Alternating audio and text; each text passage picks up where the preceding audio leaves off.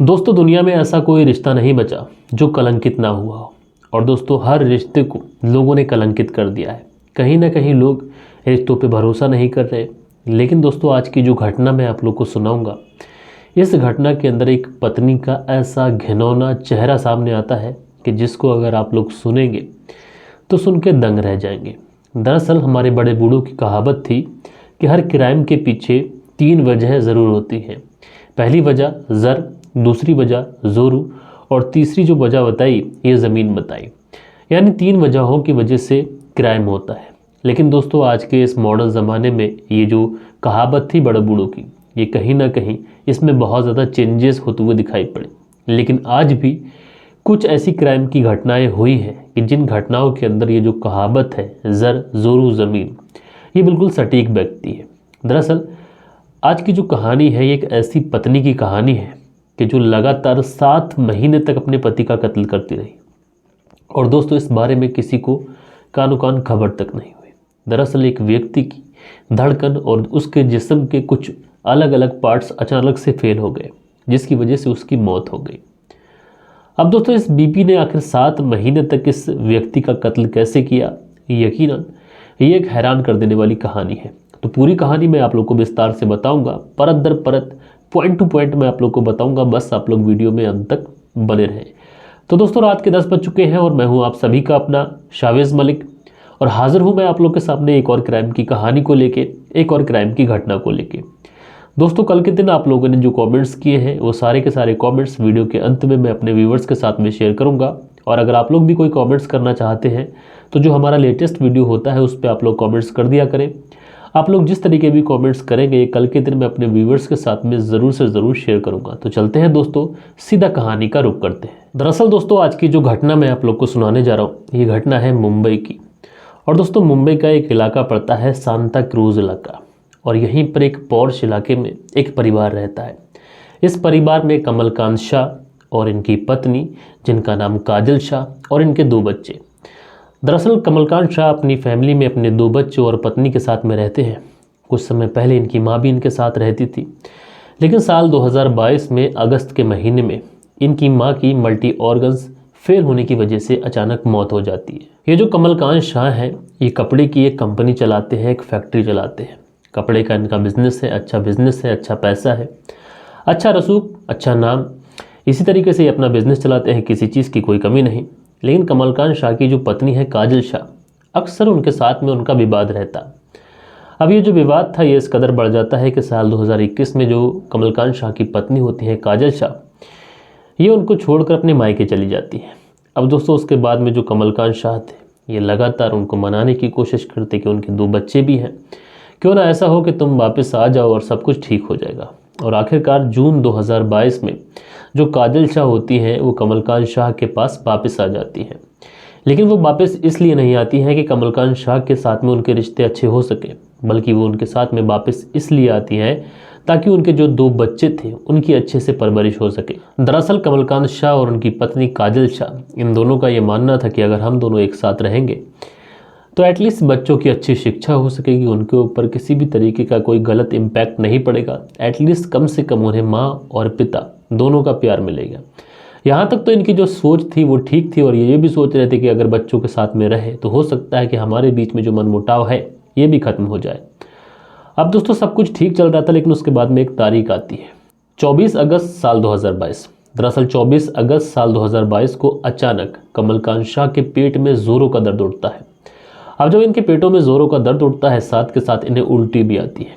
पेट में दर्द हो रहा था, उल्टी आ रही थी, हालत जो थी वो दम पदम बिगड़ जा रही थी। इसलिए कमलकांत शाह अपने फैमिली डॉक्टर को बुलाते हैं और उनसे दवा लेते हैं।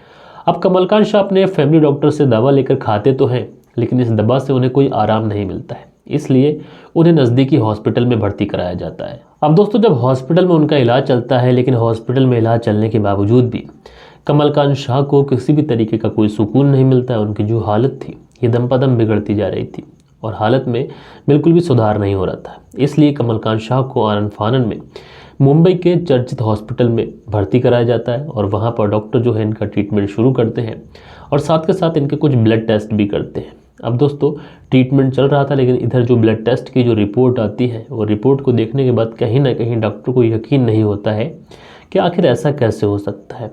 और दोस्तों लगातार कमलकांत शाह की जो तबीयत थी ये बिगड़ती जा रही थी, इलाज में कोई कमी नहीं थी, डॉक्टर अपनी पूरी कोशिश कर रहे थे और आखिरकार दोस्तों 19 सितंबर को कमलकांत शाह की अचानक मौत हो जाती है।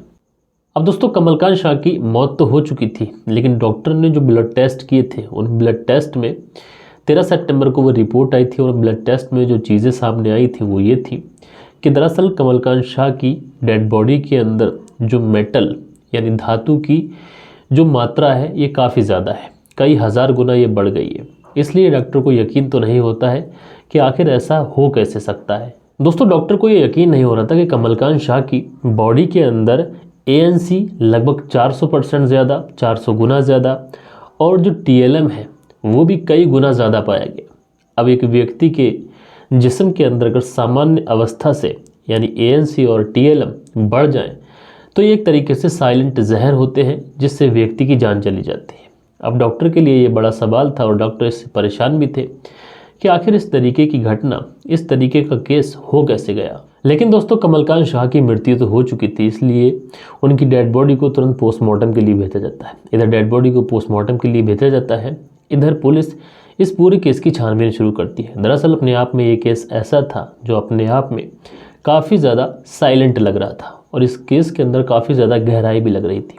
इसलिए मुंबई की क्राइम ब्रांच के हाथों में ये केस जाता है और मुंबई की जो क्राइम ब्रांच होती है वो इस पूरे केस की छानबीन शुरू करती है। अब दोस्तों जो पूछताछ की जाती है, सबसे पहले जो कमलकांत शाह थे उनकी बहन कविता, उनसे पूछताछ की जाती है और साथ के साथ जो उनकी पत्नी थी काजल, उनसे भी पूछताछ की जाती है। लेकिन इस पूछताछ में जो कमलकांत शाह की बहन थी कविता, वो बताती है कि जब भाई हॉस्पिटल में थे और उनका इलाज चल रहा था उस समय भाभी लगातार पैसों की जानकारी मांग रही थी और उनके चेहरे पर किसी भी तरीके का भाव नहीं देखा गया कि जिससे ये अंदाज़ा लगाया जा सके कि इनको किसी भी प्रकार की कोई टेंशन है, भाई की जो तबीयत ख़राब है उसका कोई भी गम इन्हें है।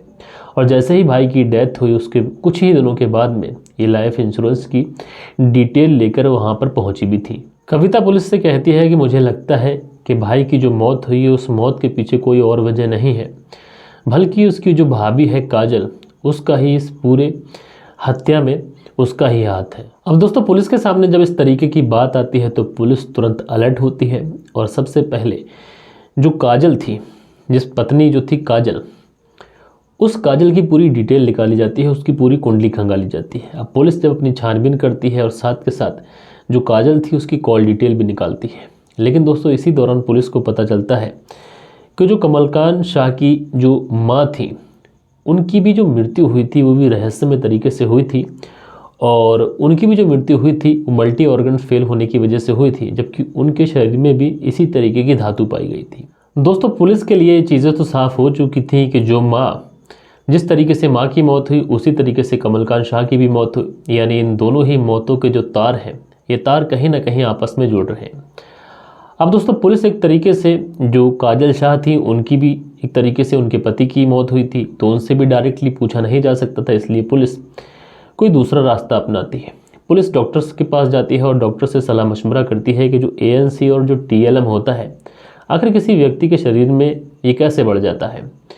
तो डॉक्टर पुलिस को बताते हैं कि अगर ANC और TLM अगर पानी में या फिर खाने में मिलाकर ये दे दिया जाए तो ना तो खाने का पानी का कोई टेस्ट बदलेगा, ना कोई रंग बदलेगा। लेकिन दोस्तों पुलिस के सामने सबसे बड़ा ये भी सवाल था कि जो काजल थी और साथ के साथ जो कमलकांत शाह थे और इनकी जो बहन थी कविता और साथ के साथ इनकी माँ और 2 बच्चे, इतना बड़ा परिवार था तो आखिरकार अगर इस तरीके का लिक्विड खाने में या पानी में मिलाया गया हो तो ये तो पूरा परिवार एक साथ ही खाना खाता था, तो फिर 2 ही लोगों में इस केमिकल की मात्रा क्यों बढ़ी। अब दोस्तों ये काम पुलिस के लिए मुश्किल तो था, लेकिन पुलिस सोचती है कि क्यों ना काजल का एक बार मेडिकल टेस्ट कराया जाए, लेकिन मेडिकल टेस्ट कराने में भी मुश्किलात थी। इसलिए पुलिस काजल की जो कॉल डिटेल थी उसको बड़ी बारीकी से जांच करती है और जब काजल की कॉल डिटेल की बारीकी से जांच करती है तो पुलिस को एक नंबर दिखाई पड़ता है। अब जब उस नंबर की पुलिस डिटेल निकालती है तो पता चलता है कि ये जो नंबर है ये कमलकांत शाह के बचपन के दोस्त हितेश जैन का है और हितेश जैन से जो काजल है उसकी घंटों घंटों बात भी होती है। अब दोस्तों पुलिस के दिमाग में एक चीज़ तो आ चुकी थी कि जो काजल है और जो हितेश जैन है, अगर इनके बीच में इतनी लंबी लंबी बात होती है तो कहीं ना कहीं इन दोनों हत्याओं के तार यहाँ से जुड़े हुए हैं। इसलिए पुलिस उन दोनों की पूरी डिटेल निकालने के बाद में जब पूछताछ करती है तो एक ऐसा सच सामने आता है, एक ऐसा घिनौना सच सामने आता है कि जिसको सुनने के बाद आप लोग भी परेशान हो सकते हैं। और उस समय जिसने भी इस घिनौने सच को सुना था वो हैरान भी था और परेशान भी था। दरअसल पुलिस ने जो जांच करी थी उस जांच में ये चीज़ें सामने आई, जो हितेश जैन और काजल हैं इनके बीच में अवैध संबंध है और इन दोनों ने ही जो व्यक्ति था जिसका नाम मैंने आप लोगों को बताया था कमलकांत शाह, और उनकी मां की इस तरीके से हत्या की कि ये हत्या ही ना लगे। दरअसल जो हितेश जैन था इसने इंटरनेट पर पढ़ा था कि ऐसा कौन सा केमिकल है जिससे किसी व्यक्ति की बॉडी में अगर पहुंचा दिया जाए खाने के ज़रिए या फिर किसी और तरीके से तो उस व्यक्ति की मौत हो जाए और किसी को इस बारे में शक भी ना हो। दरअसल उसके बाद में उसे पता चलता है ANC और TLM के बारे में। ये दोनों शॉर्ट नेम मैं आप लोग को बता रहा हूँ, इनका नाम दरअसल पूरा कुछ और है। अब ANC और TLM के बारे में जब इसने पढ़ा तो इसको दिखाई पड़ा कि ANC और TLM का ना तो कोई अपना टेस्ट होता है और ना तो कोई अपना रंग होता है। यानी कहीं ना कहीं अगर ये किसी तरीके से बॉडी में पहुंच गए इंसान को इस दुनिया से हमेशा हमेशा के लिए विदा कर देंगे। यानी ANC और TLM इंसान के शरीर में पहुंचने के बाद ये धीरे धीरे अपना काम करते हैं और इसके लिए थोड़ा समय तो लगता है, लेकिन इंसान के जो ऑर्गन होते हैं वो धीरे धीरे काम करना बंद कर देते हैं। लेकिन दोस्तों ANC और TLM हमारे भारत के अंदर पूरी तरीके से बैन है और इसको खरीदना पूरी तरीके से इलीगल है। यानी कोई भी व्यक्ति आसानी से इन केमिकल को खरीद भी नहीं सकता। लेकिन दोस्तों ये हितेश जैन था, दरअसल इसने अपनी किसी कंपनी के बहाने, बिजनेस करने के बहाने किसी कंपनी से अपना बिजनेस और लिखित तौर पर ये सारी चीज़ें मुहैया कराने के बाद में आखिरकार वो ANC और TLM हासिल कर लिया था। उसके बाद उसने वो ANC और TLM काजल को दे दिया और काजल लगातार पिछले 6 से 7 महीनों से लगातार अपने पति और सास को ये जो केमिकल था ये पानी में मिलाकर दे रही थी। दरअसल इस केमिकल की जो खासियत थी, जैसा कि मैंने आप लोगों को बताया कि ये रंग नहीं छोड़ता था, स्वाद नहीं बदलता था, इसलिए कमलकांत शाह को कभी भी अपनी पत्नी के ऊपर शक ही नहीं हुआ। अब दोस्तों ये जो केमिकल थे इस काजल ने देना शुरू तो कर दिए थे, लेकिन जो कमलकांत की माँ थी ये बुजुर्ग थी और कमलकांत जो थे ये थोड़ा सेहत में ठीक थे, इसलिए जो केमिकल असर दिखाता है तो सबसे पहले उनकी माँ के ऊपर असर दिखाता है। तो कमलकांत से 1 महीना पहले उनकी माँ की मौत हो जाती है और माँ की मृत्यु के 1 महीना बाद कमलकांत की भी मौत हो जाती है। दरअसल इन दोनों के मल्टी ऑर्गन फेल होने की वजह से ही मृत्यु हुई थी। अब दोस्तों कमलकांत और उनकी माँ की मौत तो हो चुकी थी, लेकिन मौत के बाद जो काजल थी इसका पूरा प्लान था कि जो कमलकांत है उनका जितना भी बिजनेस है, जितना भी जायदाद है, जितना भी पैसा है, साथ के साथ बड़ा बीमा, ये जो सारी प्रॉपर्टी थी आखिरकार ये काजल की हो जाएगी। और उसके बाद में काजल जब इस प्रॉपर्टी की मालिक हो जाएगी तो उसके बाद में जो हितेश है और काजल है ये अपनी ज़िंदगी बड़ी ही शान से गुजारेंगे। और इस तरीके से इन्होंने मौत दी थी कि किसी को इस बारे में शक होना भी बड़ा मुश्किल था। दोस्तों इन लोगों ने इस तरीके से हत्या करी थी कि शायद इस बारे में किसी को पता ना चले, लेकिन दोस्तों क्राइम तो क्राइम होता है और पुलिस जब छानबीन करती है तो वो सुई की नोक बराबर भी अगर थोड़ा सा भी उसे सुराग मिलता है तो कातिल तक वो बहुत आसानी से पहुंच जाती है।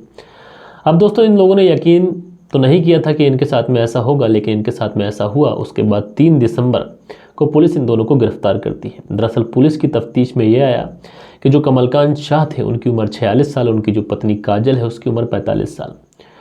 और सबसे बड़ी हैरानी की बात ये थी कि जो कमलकांत शाह की हत्या हुई उसमें सबसे बड़ा जो धोखा दिया वो पत्नी ने दिया और साथ के साथ जो दूसरा सबसे बड़ा धोखा दिया वो दोस्त ने दिया। यानी जो हितेश जैन था ये कमलकांत शाह का बचपन का दोस्त था। अब दोस्तों आप लोग ज़रा देखिए कि एक दोस्त और एक बीबी ही अगर मिलकर दगा दे तो फिर कौन सा रिश्ता बचता है कि जिस पर भरोसा किया जाए। पुलिस जब पूरी जानकारी जुटाती है, पुलिस जब इस केस का खुलासा करती है तो पता चलता है कि पिछले कुछ समय से जो कमलकांत शाह है उनकी जो पत्नी है काजल शाह, ये और हितेश जैन एक दूसरे के साथ में संबंधों में है और इन दोनों के बीच में कई बार नाजायज़ रिश्ते बने हैं। और साथ के साथ पुलिस ये भी खुलासा करती है कि पिछले साल जब काजल अपने मायके गई थी तो साजिश के तहत ही ये घर लौट के आई थी और जब ये घर लौट के आई थी अपने पति के पास, उस समय से ही ये अपनी सास और अपने पति दोनों को वो साइलेंट जहर दे रही थी। बहरहाल दोस्तों ये हत्या एक ऐसी हत्या थी कि जिसका अंदाज़ा तो इन्होंने नहीं लगाया था कि हम इस तरीके की हत्या करने के बाद में पकड़े जाएंगे। लेकिन दोस्तों जैसा कि मैं आप लोगों को बताता हूँ कि क्राइम करने वाला तो बड़ी चालाकी से क्राइम करता है, लेकिन दोस्तों जब पुलिस भी छानबीन करती है तो पुलिस भी बड़ी क्लेवर तरीके से छानबीन करती है और कातिल कहीं भी छुप जाए पुलिस उसको आखिरकार पकड़ ज़रूर लेती है। बहरहाल दोस्तों, आप लोग इस पूरी घटना को किस तरीके से देखते हैं, अपनी राय नीचे कमेंट्स बॉक्स में बताइएगा। और कल के दिन जिन लोगों ने भी कमेंट्स किए थे, अब वक्त होता है उन लोगों के कमेंट्स पढ़ने का। तो दोस्तों, हमारी वीडियो पे जो कल के दिन कमेंट आया जयपाल ने किया है, तो जयपाल जी आपका बहुत बहुत धन्यवाद। उसके बाद में यूज़र EW करके लिखते हैं मलिक भाई, मैं एजाज़ अहमद औरंगाबाद महाराष्ट्र से आपकी कहानी सुनता हूँ, तो भाई आपका बहुत बहुत धन्यवाद। उसके बाद में सुबोध कुमार जी हैं, ये कमेंट्स करते हैं, thanks Lord for including my full comments in this episode, God bless you, God health and bright future ahead. Subodh Kumar BSF Siliguri. दरअसल ये एक्चुअल में क्या था कि सुबोध कुमार जी के जो कमेंट्स होते हैं ये इतने ज़्यादा रिस्पेक्टेबल होते हैं कि मैं इनके कमेंट्स को पूरा पढ़ता ही नहीं, बस दिल से कह देता हूँ कि बहुत अच्छा कमेंट्स है और उनका नाम लेता हूँ, कहाँ के रहने वाले हैं, कहाँ से कमेंट्स करते हैं। लेकिन कल के दिन इन्होंने लिखा था कि कई बार मैंने कमेंट्स किया कि आपकी जो आवाज़ है ये माइक की वजह से ठीक नहीं आ रही है, आप माइक चेंज कर लीजिए। लेकिन जब मुझे सर्दी हुई और मेरी आवाज़ बदली तो इन्होंने लिखा कि आपकी आवाज़ अब ठीक हो चुकी है, अब आपको माइक बदलने की ज़रूरत नहीं है, ये सिर्फ एक्सीडेंटली हो गया। उसके बाद में ALM है, ये लिखते हैं very thrilling to hear your story. और आदिल अहमद विनाम वेदी से हमारी कहानी सुनते हैं, तो भाई आपका बहुत बहुत धन्यवाद। उसके बाद में शहाबुद्दीन कमेंट्स करते हैं। उसके बाद में ओलिव मार्चांडो करके कमेंट्स करते हैं। उसके बाद में जो अगला कमेंट्स आता है लव फ्रॉम लखनऊ मोहित, तो मोहित कमेंट्स करते हैं। उसके बाद में जो अगला कमेंट्स आता है ये सोकू बारेक करके है, आपकी कहानी अच्छी है, धन्यवाद रविंद्र सोनीपत। तो रविंद्र जी सोनीपत से हमारी कहानी सुनते हैं, तो भाई आपका बहुत बहुत धन्यवाद। उसके बाद में जो अगला कमेंट्स है, हेलो भाई आपकी आवाज़ मस्त है, मैं नाइट ड्यूटी करता हूँ बट एयरफोन लगा के आराम से अपना काम करता रहता हूँ और मज़ा आता है सुनने में, टाइम भी कट जाता है। इनका नाम है, इन्होंने जो नाम लिखा है अपना मुकिद दराली करके इनकी ID पे नाम है। तो भाई अपना नाम आप कमेंट्स में भी मेंशन करा करें, इस चीज़ का ध्यान रखा करें। उसके बाद में जो अगला कमेंट्स है ये है, सर जी नमस्कार सर, आपका कहानी सुनाने का जो अंदाज़ है ये निराला है, आपकी वॉइस हम लोगों को अपनी तरफ से आकर्षित करती है। आप प्लीज़ मेरे बेटों के नाम लीजिए और उन्हें स्टडी के बारे में भी बोलिए, अयान खान अरमान खान। तो खान ब्लॉग करके ये ID है और इनके 2 बेटे हैं, अयान खान और अरमान खान। और इन दोनों बेटों के लिए इस पिता का ये संदेश है कि आप अपनी पढ़ाई पर ध्यान दें। तो देखो, दोनों बेटों अयान खान और अरमान खान, ज़िंदगी में जैसे रोटी खाना ज़रूरी है, कपड़े पहनना ज़रूरी है, इसी तरीके से पढ़ाई करना बहुत ज़्यादा ज़रूरी है। अगर ज़िंदगी में आप आज पढ़ाई कर लोगे तो आगे आने वाली जो आपकी ज़िंदगी है ये बहुत अच्छी होगी और आपके माता पिता को भी आप पे गर्व होगा कि उन्होंने अपने बच्चों की अच्छी परवरिश करी और बच्चे ऊंची ऊंची पोस्टों पे बैठे हुए हैं। अब दोस्तों, जब कोई बच्चा बड़ी ऊंची पोस्ट पर बैठता है ना जाके, तो माता पिता की जो छाती होती है ये गर्व से चौड़ी हो जाती है। तो आप मेहनत से पढ़ाई करा करें। उसके बाद में जो अगला कमेंट्स है अनुज गोदारा का, ये लिखते हैं, नमस्कार सर, आपकी कहानी भी बहुत अच्छी है और मैं कहना चाहता हूँ कि 4 दिन के बाद दीपावली आने वाली है, सभी मेरी तरफ से सबको ढेर सारी शुभकामनाएं। तो अनुज गोदारा जी, आपकी तरफ से भी जो दीपावली है उसकी एडवांस में काफ़ी ज़्यादा शुभकामनाएं मैं अपने व्यूवर्स को देना चाहूँगा और अपनी तरफ से भी। उसके बाद में जो अगला कमेंट्स है ये मोहम्मद शाकिर का है, ये बरेली से आपकी कहानी सुनते हैं और कहानी बहुत अच्छी लगती है, तो भाई आपका बहुत बहुत धन्यवाद। उसके बाद में नासिर पठान है, सर आपकी कहानी सुन के मैं सो जाता हूँ, तो भाई आपका बहुत बहुत धन्यवाद। उसके बाद में हैदर सरकार करके ID है, लिखते हैं, पहली बात ये से लोगों को दोस्ती नहीं करनी चाहिए, ये कहानी के बारे में अपना व्यू देते हैं। उसके बाद में रंजीत सिंह, ये लिखते हैं, गुड नाइट सर, रंजीत आजम वाला, तो भाई आपका बहुत बहुत धन्यवाद। उसके बाद में जो अगला कमेंट्स है ये है, सर मेरा नाम मुजीब खान औरंगाबाद महाराष्ट्र से है, तो भाई मुजीब खान जी आपका बहुत बहुत धन्यवाद। उसके बाद में जो अगला कमेंट्स है ये रेनू सुनील त्यागी श्याना बुलंदशहर से, दोनों पति पत्नी हमारी कहानी देखते हैं, तो भाई आपका बहुत बहुत धन्यवाद। उसके बाद में दिनेश शर्मा कमेंट्स करते हैं, काफ़ी अच्छा कमेंट्स करते हैं, तो भाई दिनेश शर्मा जी आपका बहुत बहुत धन्यवाद। उसके बाद में यूज़र हैं, ये लिखते हैं विकी कालिया HP करके इन्होंने लिखा है, तो भाई आपका बहुत बहुत धन्यवाद। उसके बाद में जो अगला कमेंट्स है ये है सागर लोडी करके, ये लिखते हैं, सर ऐसी कहानियाँ कहाँ से लाते हो, प्लीज़ बताना ज़रूर। बहरहाल आप लोग को कहानी कैसी लगी आप लोग कमेंट्स करके ज़रूर बताइएगा और हम लोग मिलते हैं हमारी कल के दिन किसी और क्राइम स्टोरी के साथ में। जब तक के लिए अपना ख्याल रखें, देश का ख्याल रखें, परिवार के रिश्तों की अहमियत को समझें। जय हिंद, जय भारत।